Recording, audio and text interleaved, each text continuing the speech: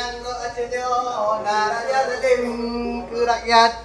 Tahu segala kamu anak alim, jangan bersahabat dengan yang zalim. Karena Rasulullah sempurna hakim, melarang kita sekalian qadim. Kamu itu seperti alat ukur. Kamu bisa tahu segala hal soal rasa dan aroma. Setiap orang itu beda-beda. Coba lihat si Adam. Dia punya kemampuan barista atau weweng kopi. Beda lagi sama si Toke yang hanya punya kemampuan mepep kayak pekerja di media sosial. Aku juga beda.